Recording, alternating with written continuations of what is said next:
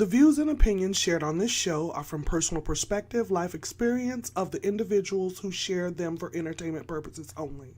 This platform, its brand, and participants are not liable for the application and or results of any information shared on this channel. Viewers are advised to conduct their own research and make informed and prayerful decisions for their lives regarding the topics covered on this platform. Warning: this presentation is for adult audiences only.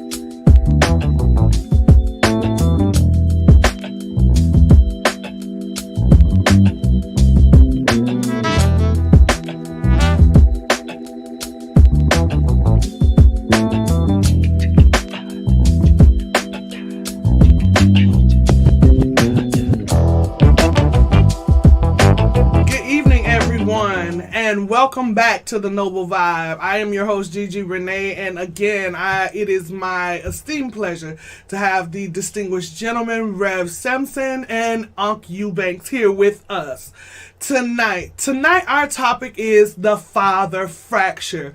Yes, the father fracture that so many of us systemically have experienced, either by choice, voluntarily, or involuntary. So we're going to take a minute and discuss that tonight.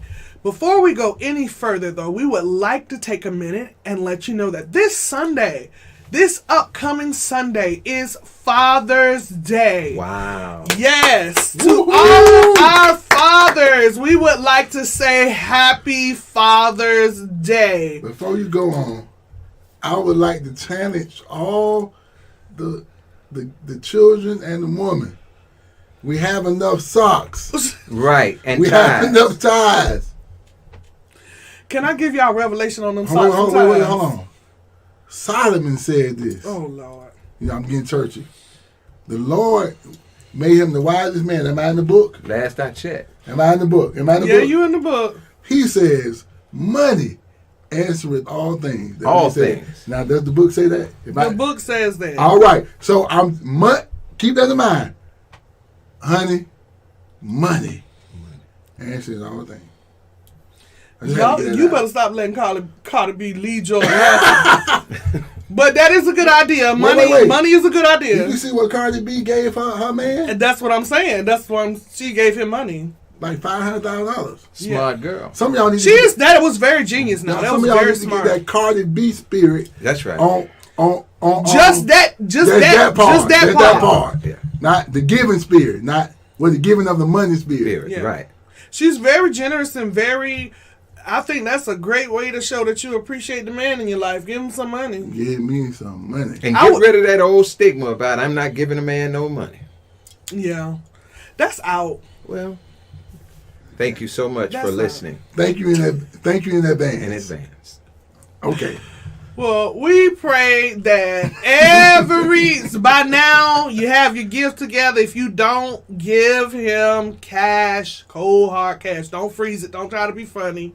Because when it comes to being a father, being the man of our lives, they show up and they show out. And they don't freeze our money when we asking for it. So we want to take Sunday, appreciate them. We appreciate all the fathers who have chosen to be fathers to children that weren't even yours. Amen. Thank you for having that Joseph anointing and for loving these babies. We appreciate you and happy Father's Day. Happy Father's Day. Yes. Now with that said, let's get into our topic, our father fracture. I don't know how well we're going to discuss this really because I grew up with my father in the home. Okay. Yeah. Then that means you have quite a bit of information that you can share so that it will balance when someone has questions. Okay. Well, what about you? Was your father there? My father died at a very young age. For me, he was 8. I was 8, not he. It would have been real interesting. Look, it worked out. Yeah, I was 8 when my father died, and but I had stepfather that did not measure up according to my mother to being the best fit. So I adopted fathers from the church and the community that helped to shape and mold my value system and helped me to become the man that I am today. With men in the community, both what we call church-going guys, and even some of the guys that did some illegal things. They helped to give me guidance about things that were ahead that I shouldn't do, and things that would help to make me a better man. So I have quite a bit of experience in the extended father. Probably, as a matter of fact, as I think about it, I'm the only one at this table because I know your father. Right. He's like my brother. Right. And you've just shared with us that your father was there the entire time. So it's really, really important to be a good mentor for young people, for those people who are going into relationships where children are already a part of the household that you're entering, or you are taking on the responsibility of a fatherly role as you involve yourself with a lady who has children. It is an awesome responsibility, and it's one that should not be taken lightly. It's extremely rewarding. You know, there's a story in the Bible that talks about it's one of Solomon's stories in the Bible that talks about these women who were kept in this particular area who were not married, and they had children, and one of the wives rolled over and smothered her child, and the mother who smothered her child exchanged children during the night, the twilight hour of the night. And when they got up the next morning, there was a big commotion because the lady who had stole the other woman's child claimed the child to be hers, and the lady who was sleeping with the dead child knew that that wasn't her child. And Solomon, in all of his wisdom, was able to resolve this mystery because everybody was asleep but the lady who took the child, by saying simply this: we'll take the child and we'll cut it in half.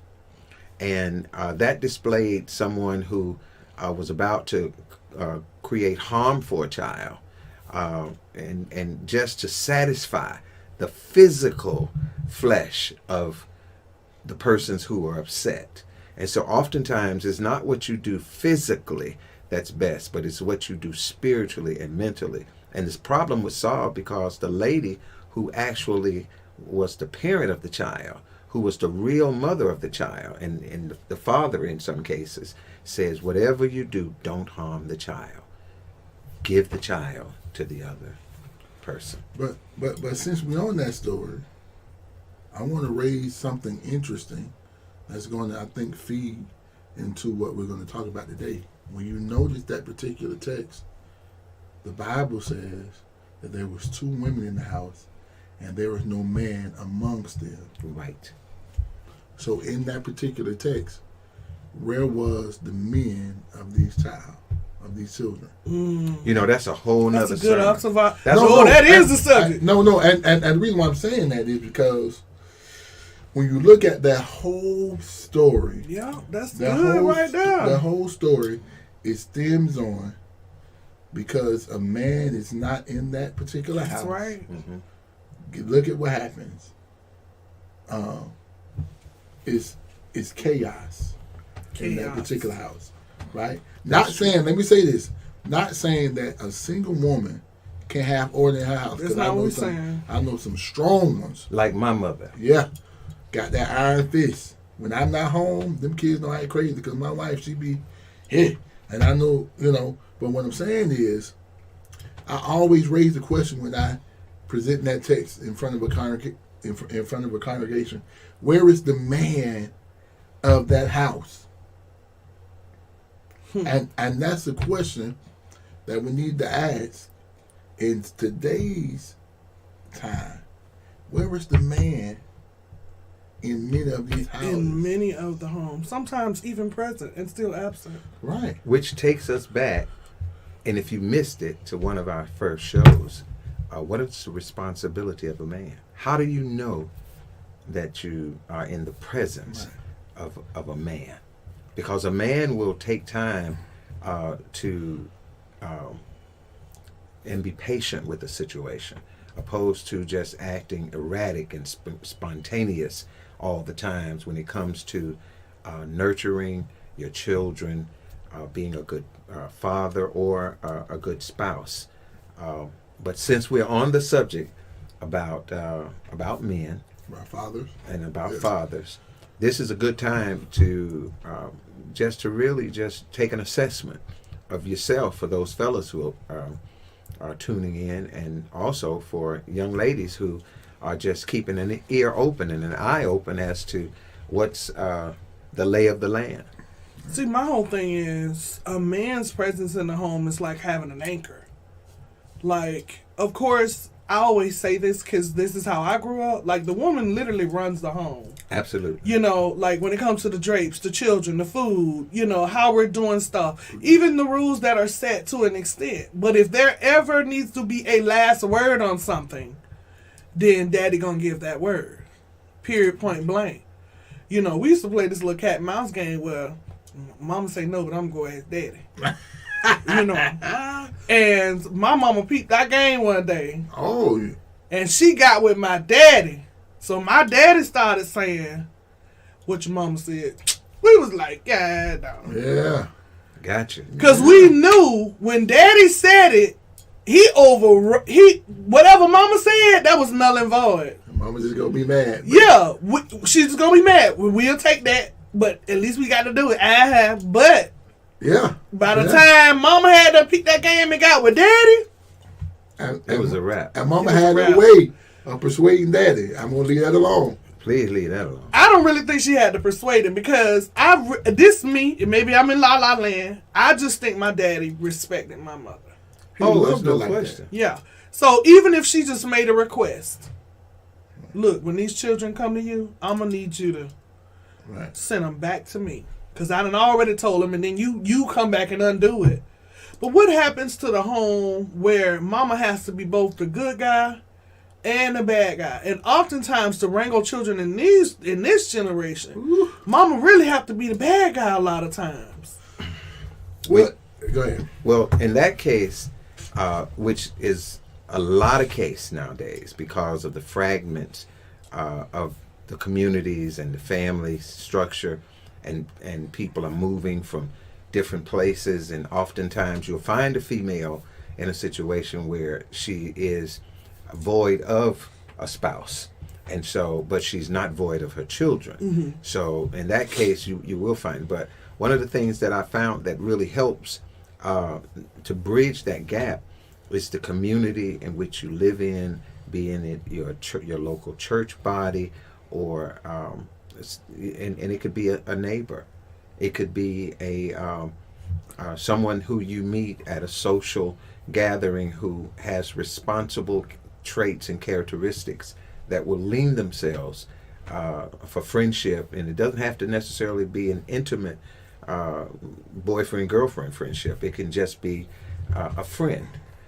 When it was canned and pinned that it takes a village to raise a family, it actually does, and particularly when there is not a man in the home. Well, let me play the devil's advocate right here. Because growing up, that was the philosophy that I grew up on too. Me too. The deacons at my church, the neighborhood dads, when they got you, they had permission To wear you out. to straighten you. I don't necessarily think in a lot of cases that's the case right now. It is not. We're living in a society now, you better not say nothing to my child. Not even if you the stepdaddy. Okay, I'm sorry. Oh, I wasn't supposed to say that. Yeah, we're supposed to. Yeah, Oh. because I've been a part of situations where we've lost young men because we didn't apply. It takes a village to raise a child. Where now, when you were growing up, you know, Miss Lucy better not, see me stealing nothing out the stove. You didn't have to worry about Mama. You had to, listen, you had to worry about Lucy, and then you had to worry about Mama. That's right. And if Daddy was there, you had to worry about Daddy. him too. Mm-hmm. Now, what I see, especially in the profession that I'm in, we don't have that. We don't have that philosophy in our community anymore. Right. Nope. We You don't better not even. say nothing to As a this matter of person. fact, in some of our families, No. you better not say nothing to your nephew. But you want to know why? Because there's a level of trust that ain't there because of behaviors that have happened But we have that we don't want to talk about, that we want to sweep up under the rug. See, Daddy being missing has opened us up, not just our individual families, but opened our entire community up to a level of vulnerability that I've never seen before. And the subsequent results of the father being absent has resulted in an entire generation being okay, I'm gonna just say it, Lord help me. I think they just stood in the field and pesticides was sprayed on them. Cause something ain't right. Well, we have to be. That's all I'm saying. That's what it seemed like. I'm in a unique position here because I like to always be relevant, but I'm also responsible for the years that I've lived, and I'm older than everybody here at the table. Right.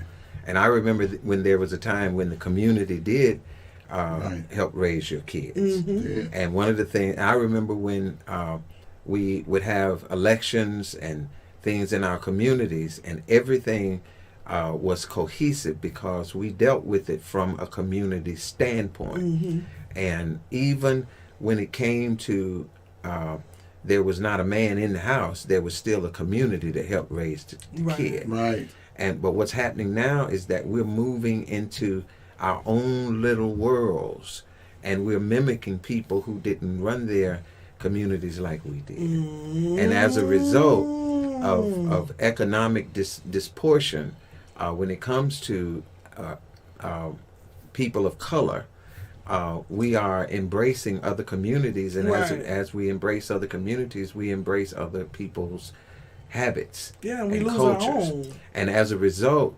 now we are in this whole new movement. We even have the Me Too movement and several other kinds of movements.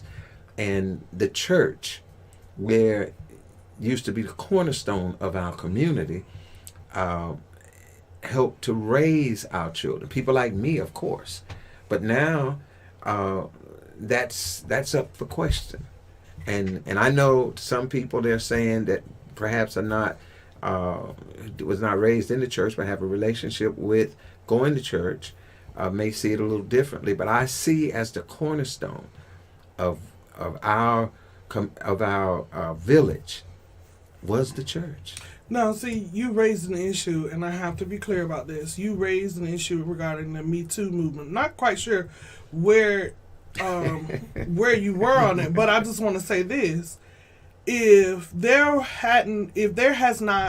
would not have been such a fracture with our fathers, I would like to think, let me put it like that, we would not have such prevalence with the Me Too movement, because men would have been present to hold men accountable and to raise men. That's an interesting perspective, one of which it would take many hours and many shows to work out. Well, I have to say that because as a person who has experienced being sexually assaulted, I don't want to glance over that like it's just a movement. No, these are women who have been victim of behavior that wherein these people would not be psychotic or had some simple home training, they wouldn't have been subjugated to this type of behavior. And that's where I feel very strongly about that. I don't want to railroad what you're saying, but I can't glance over that. That's all I'm saying. Okay, and that's fair. I didn't unpack the Me Too movement. I don't have a problem with it. Okay. I think it's very necessary. I have daughters, and I don't want them to be treated unfairly. So I don't have a problem with that. I'm not. So for those viewers who may have who heard me mention that, let's not think that I have a problem with it, because I do not. Right.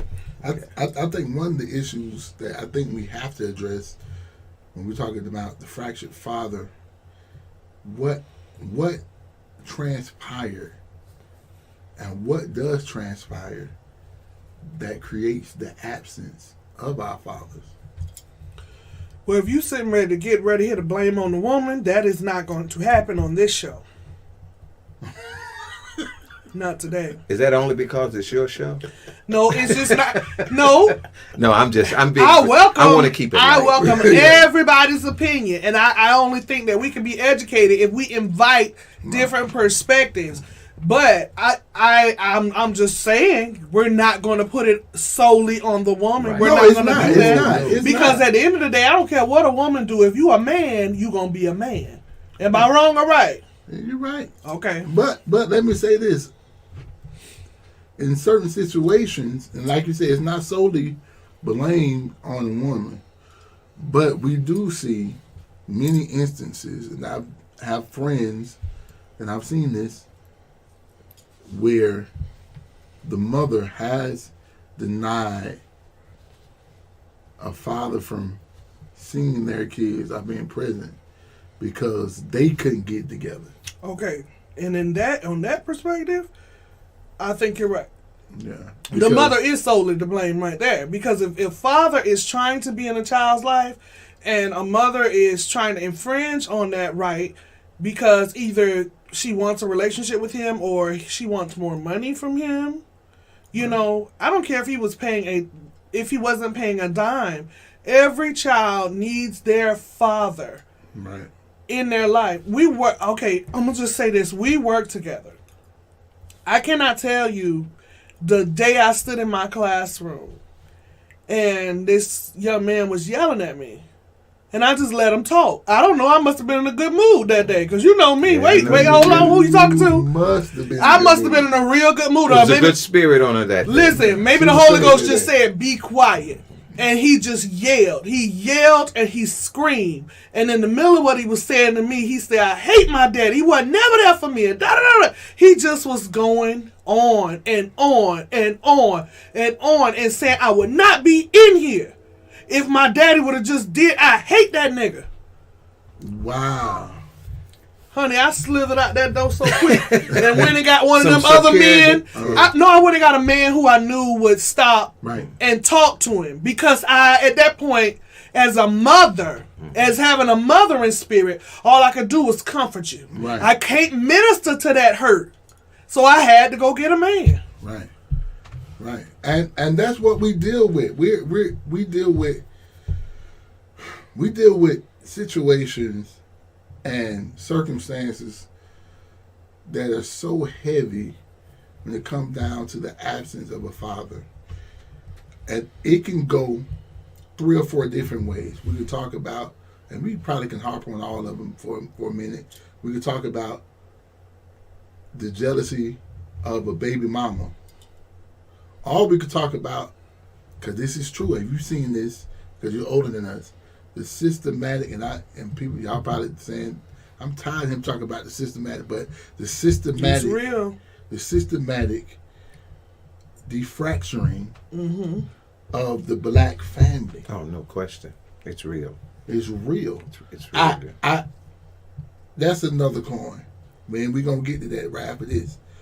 But I believe, and I'm like you, no matter what happened between the mother and the father, you owe it to that child. That's right. You owe it to that child to allow him to have a relationship with his father.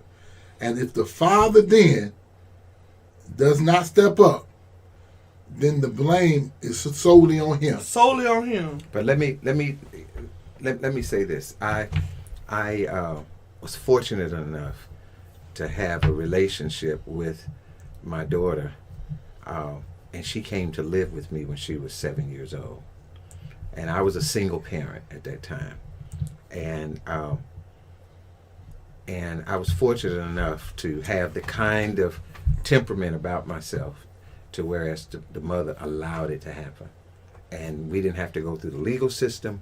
We didn't have to do any of that. Now remember what I said, it was a girl, and I got a lot of unnecessary, but I was respectful and kind about it, and I thanked them, people who tried to pat me on the back to tell me I was doing such a great thing. And I would tell some people, what did I do that was so great? Right.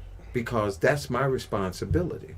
That's my child. As a father, right? I mean, that was right. It felt right. It was right. And so I did that. And the thing here is that we need more fathers. And more fathers today, since that time, I've noticed, have stepped up to the plate.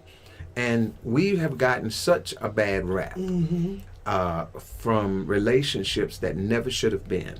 Ooh, that's a whole nother deal. That's good right there. And when it didn't, and when it did not fester into what it needed to be, people used children as tools in order to get their agenda across. And I was so thankful and fortunate that I did not fall in that category. But with that being said, there are some good men out there that are inspiring to be involved with their children, but it still takes patience.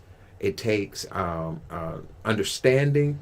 It takes a lot of patience, and women have had a lot of patience because they have done that thing that I took on to do for hundreds of years, and it works. Yeah. And what I did was I got involved with the local church, and the church became my family. It became my village, and my children, my child was able to be nurtured.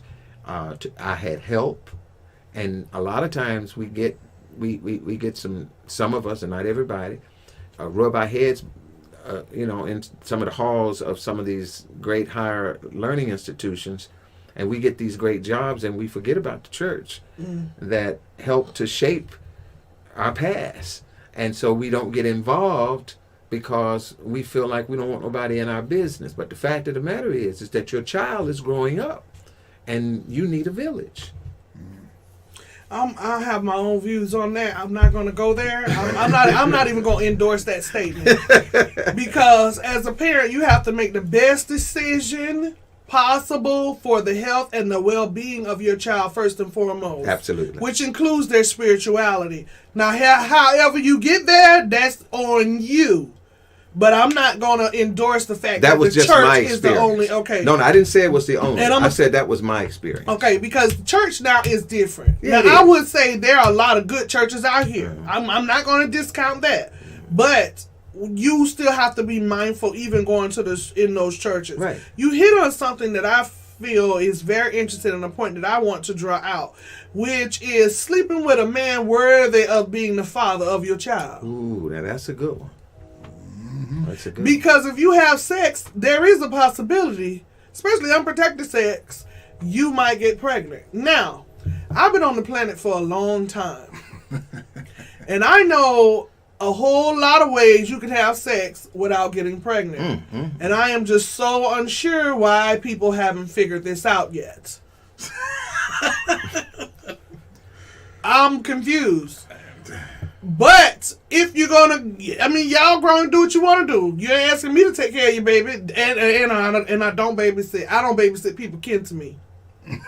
Okay? So you having a baby don't affect me in no way. But if you're going to make these choices, my question is, why don't you choose men worthy of being the father of your child? Because we are spontaneous creatures. Spontaneous, dumb creatures. Right. We'll a lot of times, We're living in the moment. And let me say this. Before. I can't judge on that.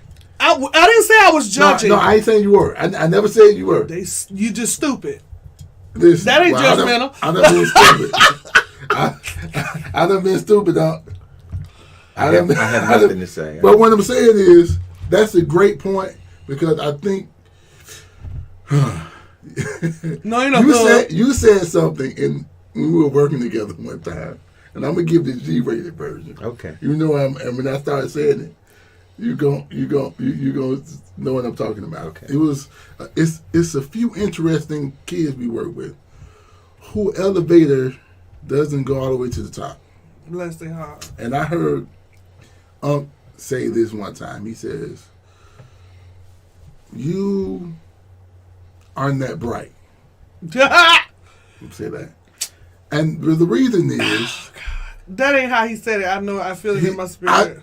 That's my story, and I'm sticking to it. He said, "You aren't that bright." That's what we're gonna say today. I heard one of them tell one boy, "Get the vagina out of you." No, get the sand out of your vagina. Get the sand out of you. Okay. Talking to a bunch of boys. Well, yeah. Get the sand out your vagina. Anyway, but he said, and it was funny, but it made sense. He said, when your mother and your father exactly consummated, they did it when they was high and drunk. I believe you said that. And you probably said it just as proper as he's saying it. You got pregnant. Actually, and you came. Now, the reason why I say this is because we do pass along traits. Yeah, we do. To our children. That's all we pass along. Traits and spirits. And when you get together and you have these wild nights, and all of us have, let's be honest. I don't know what you're talking about. Me either. I'm just speaking. Okay. We speaking on the audience. We don't know nothing. Anyway, you produce these children with people who you don't even know, and you come and you end up not standing. And guess who gets the bad end of the stick? The child. The child does. The child does. You know, I'm guilty of helping that conversation play out in a situation. I led that conversation.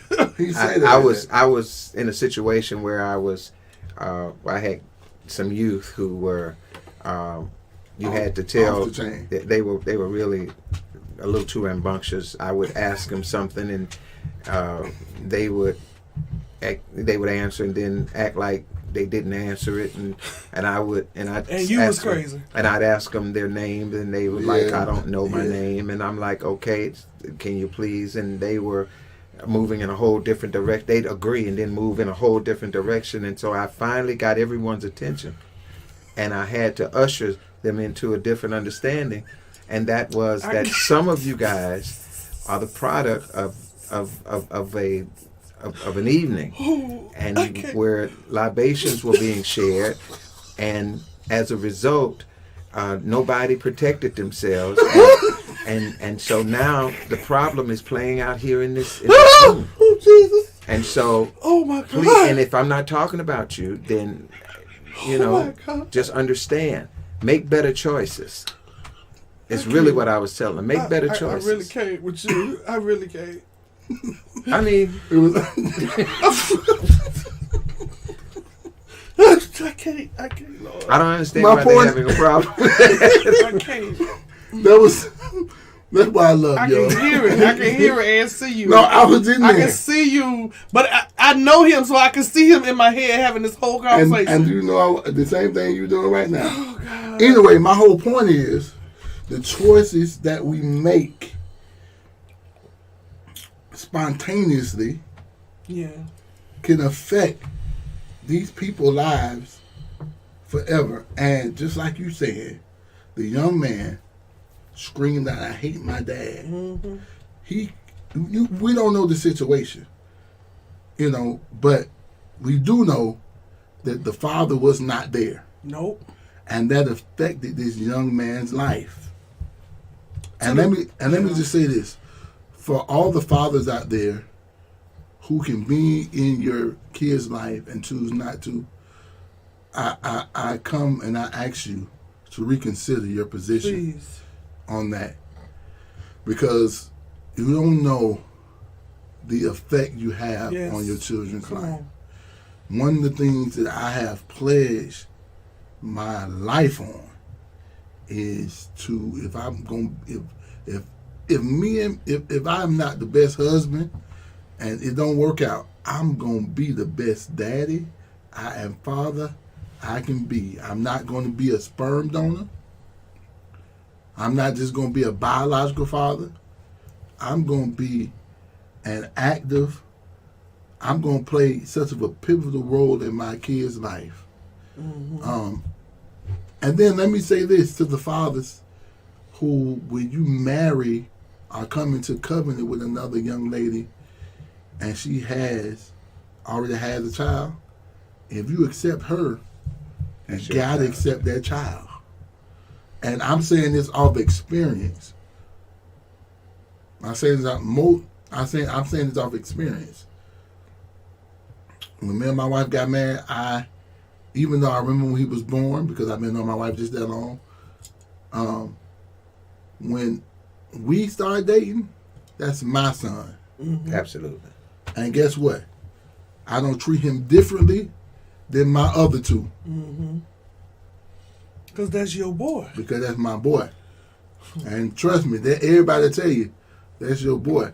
And I'm not biased with anything when it come down to my son, because he's not my stepson. He's your son. He's That's my right. son. Can we think about the implications on Jesus' life had not Joseph been a wonderful father to him? Right. What Jesus did, because he was divinity in flesh, right? Right. Okay, so even in his flesh, he still had to have the qualities of a real man. Right.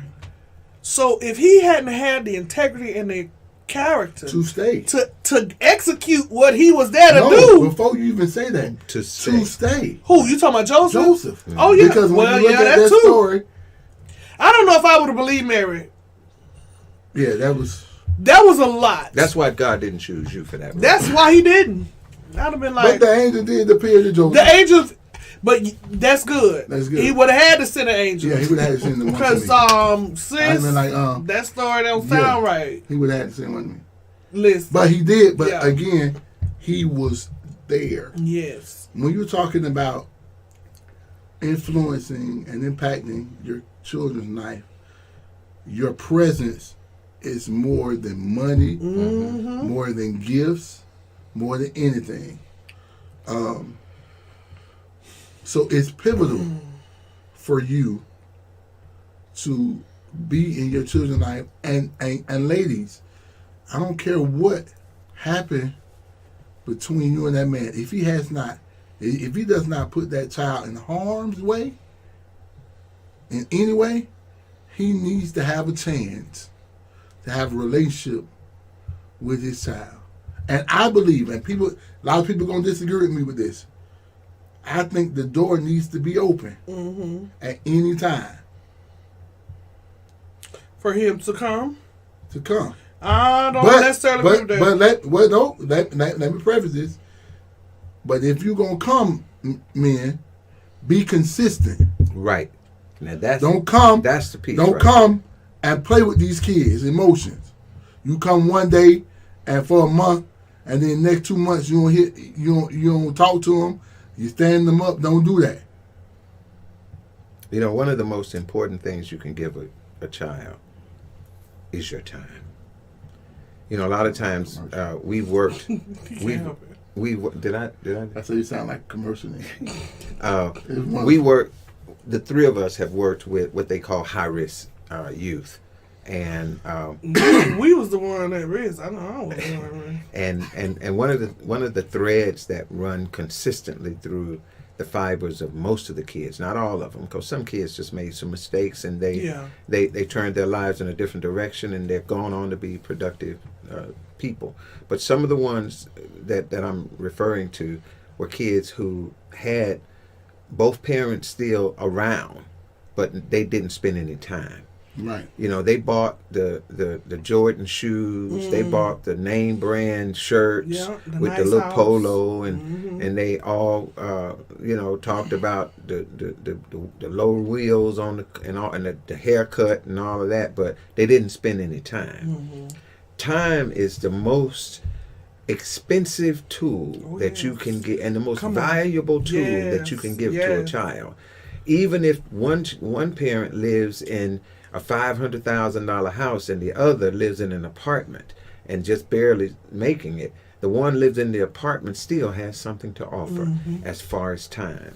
You can't replace the time. Great. And it's not necessary for the child to live in a palatial environment in order to get the right tools they need in order to be productive citizens. And so, with that being said, take some time with your kids. If you don't do anything but take them to the park and turn those devices off for a while. You know, and take. Why are you looking at me? I'm saying we just got to talk to them. Take some time on other shows. with your kid. You don't have to give them money. I mean, money is good, but I'm gonna tell you something. You can buy a kid something for Christmas every year and birthday every year. And when they get to be 18 years old, in most cases, they won't remember what it was. But spend some quality time with them. Yeah. And they'll never forget it. Yeah, That is so true. Yeah, time is I totally agree with you. That time factor, your presence is so pivotal. Male and female. Oh my God. Male and female. I'm at an interesting place with my kids. I don't have some small children anymore.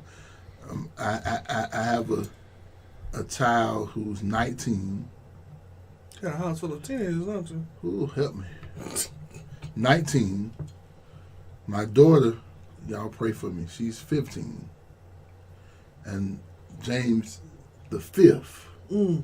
Wow. I say it like that. The 5th. James the 5th. That's amazing. Wow. He's 13. And so they're moving in ages where all of them are different ages and they need something different from me. My oldest son is learning how to become a man. So what I'm teaching him is how to budget your money, good financial decisions, what career path to go into, you know. Has he graduated high school yet? Yeah. He graduated in 2019. Oh, okay. So he's where, in college or Yeah. trying to figure life out? Yeah, he's in college. So the Trying to next figure it out. birthday, buy him a good, nice watch. Oh, he already have one. He has an bit. Okay, well, Auntie might buy him one. Go buy him one. But I'm teaching. But Wait a minute. Let me get in on Every this. man needs a nice watch. And I'm going to tell you why. They need to know when to be, Where they need to be. where they need to be at the time they said they was going to be there. Right. You understand what I'm saying? But see, again, you're right.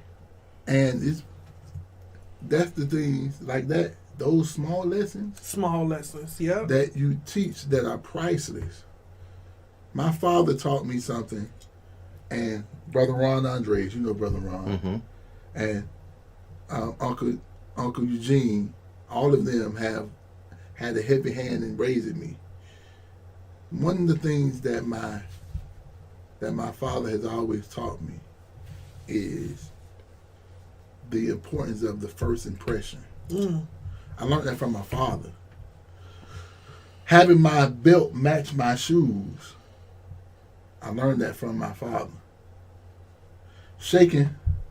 Having a firm handshake. These lessons that you can give without money. I don't want you to glance over the first impressions. The first impressions. My father told me, son, you'll never get a second chance to make a first impression.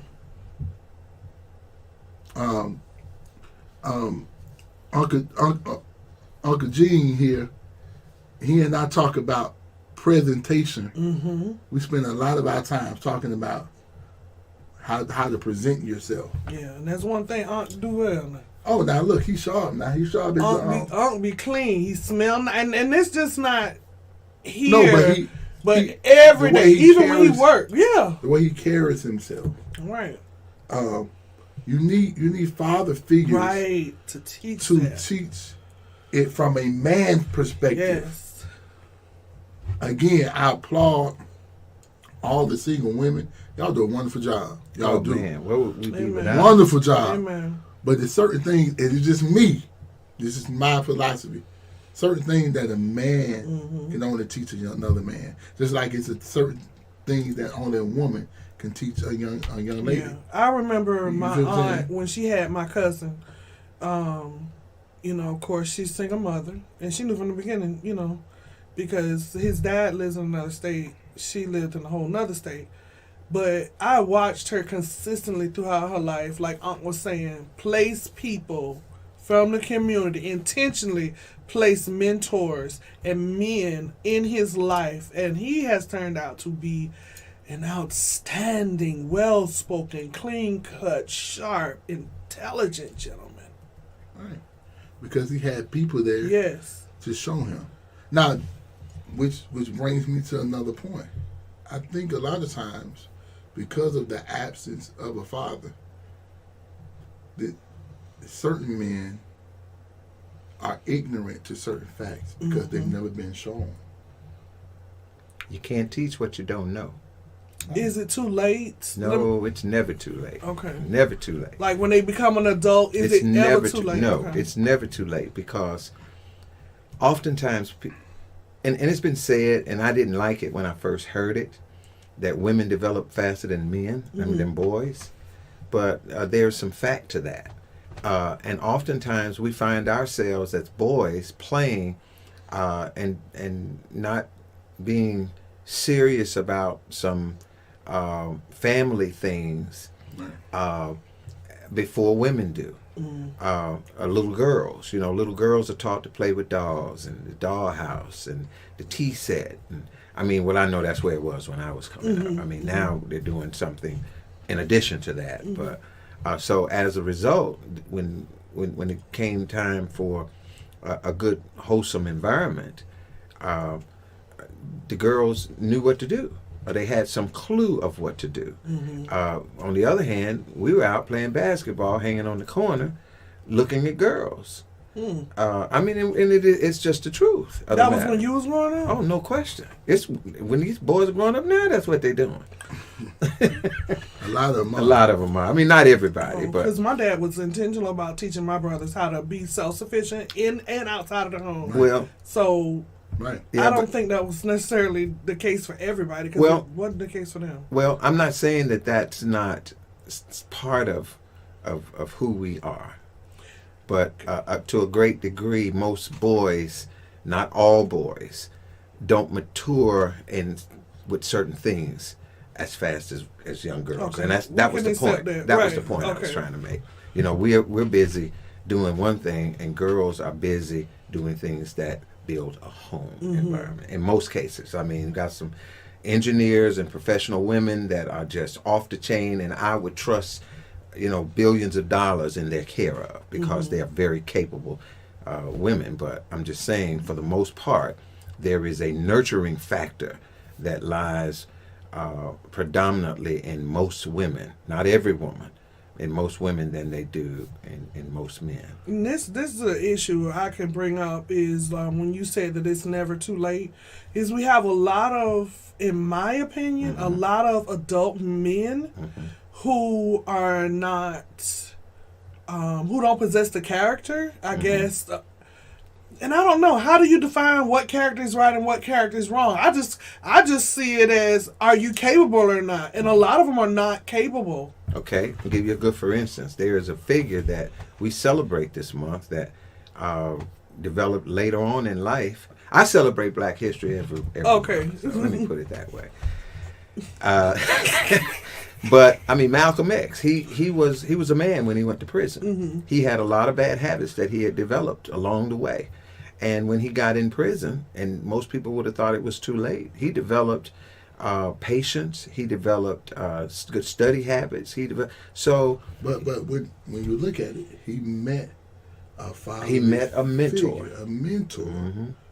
And he allowed himself to be mentored. And that's a good point. But the point that I was really nailing home is it ever too late? Right. And it's not. But whose responsibility is it to redress a man? and to make him understand, or to get him to a place where he understands he needs to be redressed. It's all of our responsibility to continuously show. Well, men don't like listening to women. Well, that's besides the point. He may not listen to you, but he might listen to that lady over there. Mm-hmm. Because he has an affection for you, and he's looking at you through a certain kind of lens. Mm-hmm. But that lady over there poses a whole different lens view. And so he may listen to her. Purpose. Yeah. I'll tell you, I had a guy I was interested in at one point. Why do I always bring it back to where I'm talking about a man? But, for me, anyway. But I had a guy I was interested in. I remember I knew at a point he was immature. Mm-hmm. And I had a lot of difficulty, like, flexing myself into tolerance for it. Until one day I couldn't take it anymore, and I turned around and I was like, you need to grow up. And I could see his whole demeanor, like, shrink. Mm-hmm. And he didn't receive it from me because I demasculated him in that moment. It was not my intention to demasculate him, but my words hurt him so. Or can I ask a question? Before then, did you bring up the issue before then? No, I tolerated it, and I covered him. And that's the thing. Yeah. That's the thing. You should have communicated that to him. You only can point out what you see. Mm-hmm. And then, because you're right, but some responsibility has to be towards that man himself to want to better himself. Because sometimes, and this is, sometimes I saw on the movie Malcolm X, when Elijah Muhammad was talking to Malcolm X, he said, if you give them this dirty water and this is all you present, that's all they know. Mm. But if you give them clean water and put it next to it, now they have a choice. Mm. Say this. A lot of times people aren't presented with the problem that they have. So we walk around for years not knowing we have a problem because nobody hasn't taken the time to say, look, brother, you need to such. I'm coming at you at you in love, but you need to examine this about yourself. Right, and that takes a man, you saying at that point? Or just, you're saying anybody he wouldn't listen to? That's that village. Anybody. But then, too, his environment can be so toxic to everybody think that glass of water that's dirty is clean. It's clean. Mm-hmm. I think I wish there was a community where men could come together and minister to one another, especially our brothers, our black men, and our black boys, because there needs to be a moment where, and the same thing needs to happen to women, but we're talking about the father fracture at this point, where there is a reflection put up of what a man used to be, and what the translation of a man has become over the generations. And if we are honest with ourselves, that definition has been very much so diluted. If we are honest, because if we stand up, you understand what I'm saying, and then stand up generations after him, what are we gonna see? You understand what I'm saying? Mm-hmm. And as women, when we're raising these boys, or we're in these relationships, or we have brothers, and we know they wrong. Not to say that everything we do is right, but a man has no problem telling a woman when she is wrong. But we have to be so tiptoey when we say, sir, you ain't all the way quite tight where you need to be. Because our assignment is, and maybe this is where I struggle, because I'm not, it takes so much energy to finesse a man to tell him what he is, and hopefully he'll hear what he is not. Let me jump in here for just a few minutes. Oftentimes we take on assignments that are not our assignments. Okay. And sometimes what we see isn't necessarily what all is there. I've been in situations. I worked in the beauty industry for many years, for a few decades, and I've seen a lot of people who, when I first met them, they looked as though they possessed certain qualities, and as long as I didn't get involved with them, Right, to I really see. I accepted the qualities that I saw and that I wanted to see. But the moment you take time and get to know them, then it becomes a whole different person that you're looking at. And oftentimes when we meet people, we meet their representative.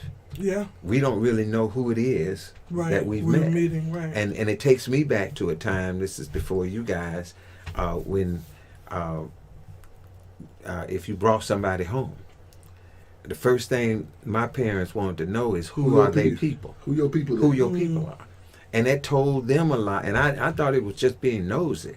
But what it did is it told them a lot about what went into the person who you have in front of you. Wow. And see, we don't take the time now to find That's out good. what went into the person I who's never said standing that. in front That's of real us. good. And that's how we became friends, because your dad looked into me and he found out what I was about. Yeah. And so that's one of the things we have to do. And some of this is our responsibility. And we can't pass judgment on people or pass the blame on other folk when we've been so in a hurry to get the pultitude of what we want. In other words, the physical of what we want or what we see. And we don't take the time to do the work. Right. Understand all that. Very good points. But back to the original question is when we are mothering sons, when we're in a relationship with men, and when we have brothers, which all depict a level of intimacy to where a woman has a perspective on a man that is not obvious. That's true. Back to the question. But you got to take your time. You got to take your time. You can't run in there and expect that it's going to be what you want. Take your time doing what? Take your time and see what. Spend some time with that situation. Well, I'm If you have trying to time. get to a resolution because you said that a lot of times we take on assignments that are not ours. Right. And I'm trying to understand that statement. Yeah, it's not because I am my brother's keeper. Yeah, but it's not your assignment. What are you talking about? What's not my assignment? I was about to share it with Okay. you. It's not your assignment that every brother you see that you can straighten out. Did I just say every brother? No, but- I say son, brother, man. And I was talking about having those other people that may be over there, and they may be able to speak to the spirit of that person. Okay. And that's what I mean. That may not be your assignment to speak. So to. as a mother, speaking to her son may not be her assignment. That As a woman to a man, that's your man and you his woman, that might not be your assignment. That's what you're telling me. What I'm telling you is that portion of him that he would receive that information that he needs at that time may not be your assignment to give to him. Okay, and then what? Well, that means you have to continue to be patient, but keep growing with him. Continue to involve yourself. She's gonna have a problem with that. I know she is.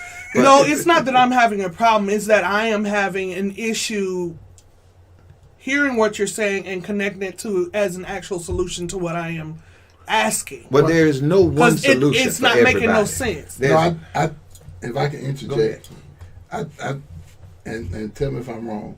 There are times in a man's life where,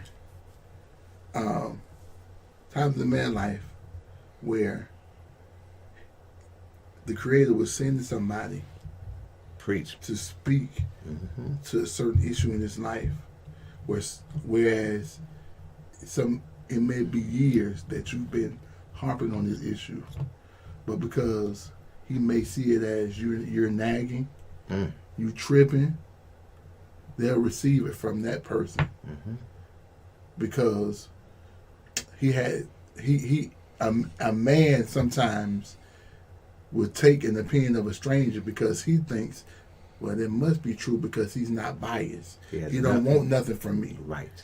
Versus, a young lady, or it may be a sister, it may be auntie, it may be a lover. They always on me about something. Mm-hmm. They always tripping. I can't never be right. I can't never do this. This is the mentality sometimes that we think. You remember on the other show we talked about the communication thing? Mm-hmm. That's a part of it, because there have been times where my wife, she sometimes get upset at me. She'll tell me something last year, and this has happened before, and I know she has my best interests at heart. But because I'm in a place where I feel like she is nagging because she's asking for this, that, and the other, and this is something else that she's asking for, I don't even consider it as a man. Not saying that she's wrong for that, because she's right to speaking in that, because I'm her husband. But there can be somebody else that come along and say the same thing, because they are in a different, I see them differently. I can receive it. I will receive it from somebody who I don't think want anything from me, versus that person who I think nagging me. Now, if that ain't from the pit of hell I'm just and a telling- trick, no. I'm just telling If that you, ain't I from just- Satan, I don't know what is. I never Because said it was. that is ludicrous. That historically, I have your back. I only want what's best for you. All of us But are you guilty of it. interpret Hold what on, I'm hold saying on. as, let me finish because I'm getting pissed She's off. way over there. Yeah, I'm way over here. Because, okay. Come on. I'm done. No, you're. I'm done. Because that is ridiculous. Well- and that just shows me how stupid and probably a waste of time it is to even give energy to people who gonna even see you that way. That's dumb. That's dumb. I gotta jump in here, because what we have to oftentimes do is we have to sometimes temper ourselves and allow God to show us the same thing in another way. And that's really what I was saying about that person over there. You were right. His wife was right. Right. But at the time, he was moving in a direction and at a pace to where he couldn't receive it like she meant it. And hold it right there. Let me. And I could be in the wrong place, because I'm viewing her as, okay, yesterday you told me to take out the trash. Okay, I ain't do that right. Oh, I didn't. She fussing at me about my shoes. Oh, now you need to step it up and talk to your. You need to talk to your boy more. You ain't doing enough talking. And now I'm going to, because of where I am in my headspace, I'm going to wrap all that up into the nagging box. She nagging. She's absolutely right. Absolutely right. Absolutely right. My boy got in a fight at school. He hit a female. And I should be talking to him. But because my issue is where I think you're nagging and I'm not in the right space. Not saying that you are. That person can come and say, did you know your son hit this female? And we don't allow that. Sister, he did what? All because where I am at that particular time, I'm not in the right space. Not saying, because my wife at that particular time, absolutely right. But all of us have done that. All of us have shut out the people who we love the most because they pointed out something that we feel like they were being judgmental when they was just simply trying to help. You said something. I'm sorry. You said something that I wanna support you on, because I got your back. You remember saying that? And you're right. You're right. I believe you do. But my head at this particular time, because I'm not perfect, I'm just not at the same place at that instant. But that little old lady sitting over there with her stockings rolled up with that corn in it. With that what? With that corn in it. You know, the little church lady. I'm just painting a picture. She said something to me. She has no reason to ask me anything. She's just speaking into my life. And she tells me, she says, son, you need to consider listening to your wife. You know what your responsibilities are. You know you should never raise your voice. You know she loves you. I've been watching you. Then now you hear it differently. And the same thing happens with that story with Malcolm X. The same thing happens when you said about, she got your back. Sometimes, because we are two different people that come together in this relationship, we're not at the same place at the same time. And sometimes God will send or assign someone else to speak into our lives in order to help us get there. And this is what I'm saying when it comes to the right people. When the father is not in the home, oftentimes having to communicate these things falls on the woman. You're right. This is the whole point I'm making. And it frustrates me so because we are dismissed as over the top, nagging, being too edgy, too much to deal with. But you know what? I'd rather be alone than deal with ignorance on any level. And that's where I'm at with it. And I have to respect that. Okay. I have to respect that. Because if I'm going to be ignorant, okay, I can't stay there. I know for me, I can't stay there, even if it's a hard pill for me to swallow. But what frustrates me is I see women out here that really do put forth a good effort. Right. To raise these boys, to be a good woman to their husbands, to, be good sisters to their brothers. And it's almost like I have to put distance between us for us to get along. Because there is no man here to really speak to your heart and to really get to the issue of where you are and what you're dealing with. So now you mad at me because I'm trying to do what needs to be done. You just got to work and do your part. And in the meantime, I need the men to stop getting upset with the women. And to own where they are in those moments. And not project off on us. Well, that goes both ways, too. It does goes both ways. But I'm going to tell you why it hurts more when a man does it. Because we ain't built for that. What are we built for? Listen, y'all built to carry a heavier load than we are. Not to say that you deserve to be abused in any way. And I'm not saying that. I done forgot these darn cameras was in here. That's okay. But men don't deserve to. I don't believe in abusing a man. Don't misunderstand what I'm saying. Because I didn't come from a home where my father talked to my daddy any kind of way. Or where my father permitted us to talk to our brothers any kind of way. Right. You understand what I'm saying? We had to honor and to respect them. And even I'm a whole grown adult. And I still work very hard to respect my brothers. Okay? But at the same time, I can't take you saying what you want to say in your feelings like you want to say it when you mad. I'm going to need you to have some pullback too. You're right. Right. It goes both ways. It does. It goes both ways. James 1:1 put it best. Count it all joy, though, when we have obstacles that create friction in our lives. Because it'll help us to be better people, is really what that's saying. If we just be patient, allow it to play out, and we stay fast to what we know is right, it will create character, and we'll be better people as a result of it. Because we're all flawed. That was real churchy. Amen. Go ahead, lift them and tell them thank you. Thank you, Jesus. No, but again, just to bring it back in perspective, that was a great organic moment, by the way.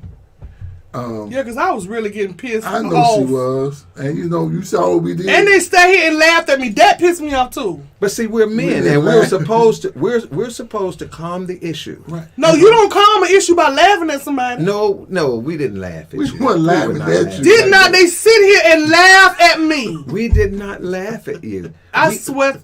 What we did was we found humor in the fact that we were with ourselves. And You know we what y'all knew- sound like? And we knew we Y'all had to sound like harness this energy. on Sunday Best. You remember when they laughed at that boy, Donna McClurkin them and Kim Burrell? You Talking about we ain't laughing at you. We laughing. Yeah, y'all laughing at me. No, Don't we do weren't that. laughing at you.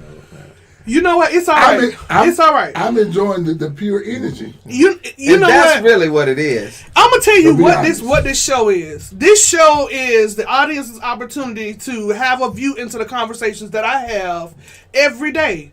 And what you're witnessing on screen is a lot of times my growth. That's why our theme is "Come Grow with Us." Come grow. Because we're not just having this conversation just to, to give you information. No, we're learning as well. But even in those learning moments, I get frustrated. And because I have personal relationships with these men, I want to punch them in their face. Me first. But I am organically me. You get to see my good, like this. my bad, and my crazy. You're not going to like this now. What? Did you notice her hand went like that? You saw that? Yeah. You saw that? What you about to say? Say what you about to Now say. she just got on us by receiving Right. from a woman. Okay, all all right. Say to you, All right, all right, Reverend. What what would you like to say to me? receive? Let me bow my head. Lift your hand. Let me put my hand in my titties. Hold on. Okay, But in all seriousness, these are the issues that men deal with. Like, and I know, and I understand where you was coming from in that moment, but just from a man's perspective, and again, we talked about it on the other show.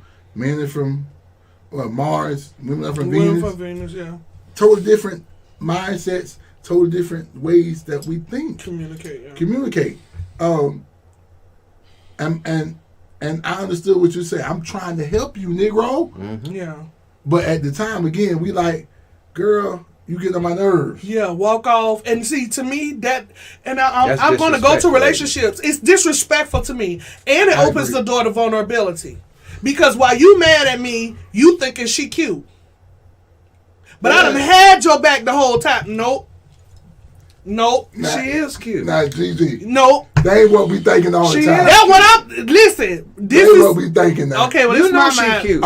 She probably is cute. Wait, or it could be, But you can admire her from afar. or it can be, let me walk away so I won't disrespect her with my words. Right. That could be that too. I'd rather you walk away. And you know, I'm the Because type of woman, I'm going to let you walk away. Yeah. Because my mama taught me, when a man walks away, leave him alone. Yeah. And it could be that time. Because you never know, again, you never know what went into that day before he came home. Lord, this is why in my single season I work so hard on myself. No, but then you have moments where me and you've talked where you had one of them days, and y'all better not say that to me. Sure, no. Right, and so imagine you Ain't no God in that. Hey, you right. Hey, That's straight from the pit too. Listen, You right. But imagine, but these are human emotions Right. that all of us deal with. Whether we are pastors, are we so-called sinners? Mm-hmm. Are we I say deacons, normal folk. whoever? Yeah. Because we have issues. There are times where I don't want to hear nothing what my wife got to say that day. Them people at my job. And they you got know, my your wife listening. Yeah, I know, but she'll tell me she don't care though. She'll be like, I don't care. Mia, you have an open invitation to sit in the chair. Oh, she gonna come now. She gonna come. But I can talk about that because there are times where she ain't trying to hear nothing I'm trying to say. Right. You know, I'm trying to cuddle up on you, and she like, these people got on my nerves, you better leave me alone. So the reason I want to bring all of this out is, of course, we've witnessed the frustration that often happens when communication is trying to be had. What can, we do to kind of soothe those passions when they're happening? Whether it's a mother trying to communicate it with a son, a woman trying to communicate to her man, a sister to a brother. How can we, in those moments where we just... I think we have to measure the temperature of the situation first. I'm a naturally, not too many things move me. He can tell you. I'm one of them ones, you can say just about everything to me. I'm going to laugh at you because you're not going to affect me. So if I'm in a situation where it's clearly bothering me, that's a good indicator sometimes. Maybe he just needs some time. You feel me? Maybe I shouldn't press right now. I know with the people around me, I'm going to take my father, for example. He knows my father very well. My father does not get moved by too many things. However, if my father constantly talks about something over and over again, it's bothering him. Okay, then you know that's his signal. I know. Okay, let me just let him be. Okay. Let me let him be. Because that's his signal. And we have to learn. We have to learn how. We have to learn the triggers. Reading their tales. Thank you. Okay. And not use it to be against them. That's right. Okay. You know, I know when he's about to go there. Because he's gonna say, wait a minute now. And once he go there, and he know I'm like, oh, hey, you better chill out. Yeah. Because he don't get moved by he very cool and collected. Yeah, he really is. And so freaky. I know with you, I know by your body language when you about to go there. When her eyes. When she now the audience know. They done got me heated in. God, she was mad at us. Well, guess what? We don't care because we love her anyway. We ain't, Yeah. Okay, but what I'm saying is triggers and tails. Notice that triggers on their tails. And then you have to measure the temperature of the situation. That's very important. There can be times where you want to push, but you know in the back of your mind, if I go here, it's going to blow over. And I have to be disciplined enough not to go there. Versus, I don't care. I want him to hear it. And whatever happens, going to happen. And then you go there, and now he may never receive it from you. Because in that moment, you said something that he will never forget. Or you said something that she may never forget. Our first lady, my first lady, she says once you violate that man's trust and you destroy that safe place, it's hard to come he back. will leave even if he's still there. It's hard for him to come back from that. Yeah. Wow. If that same thing with a woman. Once a woman has had her breaking point. Yeah, you ain't never. Once a woman, listen. I know when my wife is my wife. If I could just keep her talking to me, I'm good. But as soon as she lights up, I'm leaving alone. This is over with. I'm like, oh my God. Now my wife could nag me and go, and I'd be like, dog, you're talking. But that's a good sign. Is talking really that annoying to me? No, it just depends on when. You know, just think about. Listen, if I. Why are you looking like that? He lives with a woman. He's married, and you are a woman. Okay. I'm not there yet, so I'm listening. And I'm there's certain things that annoy me. It's certain things. Listen, if I'm already out, tell me to get it. Oh. Don't tell when I come home. Don't say, babe, let's go to the store. I was there. See, and she found humor in that. Right? I thought that was funny. It is, but that's really annoying to y'all, huh? Yeah, sometimes, okay. or if we've been home, if we've been home, and I'm just giving some free game to you ladies. If we've been home on the Saturday all day, and the game come on at 5:30, and we've been around you, don't wait to 5:30 to 4:35 to come and ask me about cutting the grass. You don't tell me. I need you to fix something on my car. Likewise with us, we got things that I know my wife. I know her. I know the heck out of her. Because, when she called me, sometimes I just be like, all right. And I wait a little bit. And that annoys her. So it goes both. So just being mutually considerate. Considerate. Knowing what you like. If I know you like football, kind of give you that space. Yeah. If I know, you don't want to maybe that's the logistics part of a man's mind where I don't want to go in circles. Just let me just make a straight line. So if you need something on the way home, tell me before I get home. Well, it goes. I'm about to go out with the fellas. Go out with the fellas? Or I'm about to go. I'm about to go to church. I'm about to go to work. Okay. Don't wait. Come on, I knew she Listen, would go over there. I know. Don't wait till I'm about to on. leave and tell me.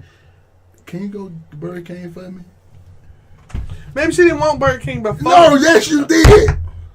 How do you know she wanted Burger King before? Because she loved Burger King. She loved a Whopper with extra onions on the board. Well, guess what? If you knew you were going out with the boys, you were going to church, and you knew she liked the Whopper, then you should have put Ladies in and a gentlemen, contingency this is how to it go goes. get her the Whopper I just before want she you all even to asked for understand it. that It's this called is the anticipating needs. This is the energy that we were trying to share, and both of them are in the moment right now. So we'll be with you in just a moment. Go ahead. Excuse us. Yes, you there. You go. That's all I'm saying. If you know she want a Whopper, Okay. get it all out the way. For you know, if you know she indecisive, make a decision. You know, I've talked to, now again, you know what I've done for 40 And we years. and we told it off.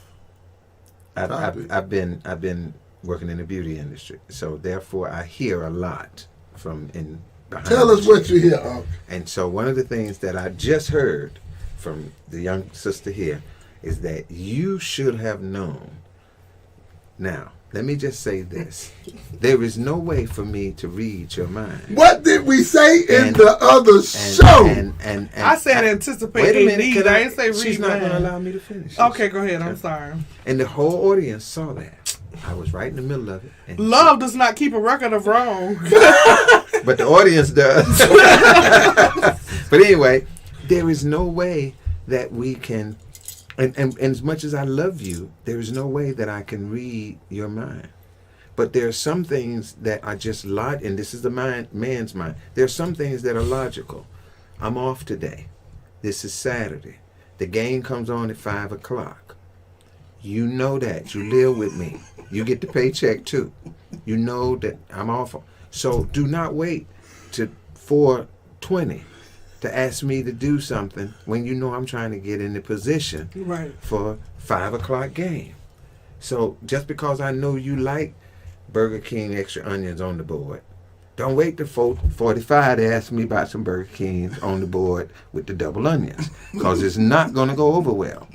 Now, I'm going to go ahead and get them, but I'm going to mumble the whole way. I'm going to have attitude. I just thought I'd throw that in for free. Anyway, back. I don't see myself ever doing that. Cause I think wait till he comes. I can't wait till he comes And he either. call me and say, No, he's not gonna tell you that he gonna call me You and know say, why? Because she ain't going to let him have your number. no, he can have whatever number he wanna have. He just needs to use it wisely. But because my rule is, if you do it, I can do it. Oh, Lord. That's my rule. But That's not biblical. I said that's my rule. I say it was from the God's book rule. of Gigi, But I chapter 2, verse number 8. that part. But I just feel like I don't think I would do that, because I know the importance of a man having rest and having downtime. Because I buried my mother, watched my mother have to bury my father so young, I would not want to put my husband in a position where he's stressed out and he has no downtime. I would consider that a sacred space. You know, even to the point, picking up his phone, he can't, he watching the game right now. You coming to watch the game with him? If you're not coming to watch the game, you're going to have to call him back. God bless you. And that's just me. Don't pick up the man phone. Oh, I'm going to pick it up. He better not pick mine up. No, I'm playing. Yeah. But you understand Yeah, what I I'm saying, understand. you know, but I just, those are valid, good tips, ladies. I hope y'all heard these. Oh, Lord, we've been talking for a minute. Well, let me just say this as I'm assuming we're going to segue to end the show. For this Father's Day, let's make a recommitment. Mothers, to open up that door for the fathers to come in. And fathers, if that door is open, please recommit to being there for your kids. I've seen so many lives affected in a negative way, and sometimes in a positive way. Take LeBron James. LeBron James said his dad was never there for him. I saw in an interview, and he said the reason why he treats his kids the way he does is because he never wants his kids to feel like he feels. As a matter of fact, my grandfather, wasn't the perfect man. He wasn't. He got saved when he was 71 and died at 72. And my father has always said he wanted to be a better father and a better man than that. And I pledge to be just as good, if not better, which is gonna be hard for my kids, because I know the importance of a father figure, not just being there but being present. Take the time to take your daughter on a date.